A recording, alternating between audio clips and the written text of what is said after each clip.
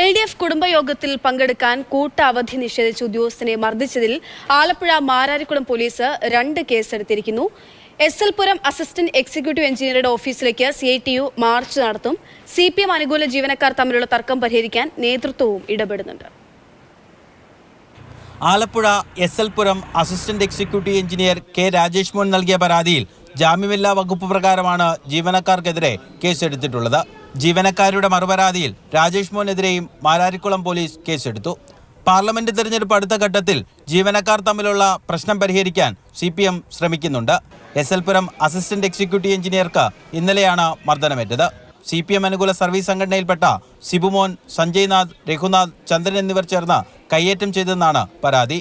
LDFന്റെ കുടുംബസംഗമത്തിൽ പങ്കെടുക്കാൻ ജീവനക്കാർക്ക് കൂട്ടാവധി നിഷേധിച്ചതാണ് ആക്രമണത്തിന് പ്രേരണ.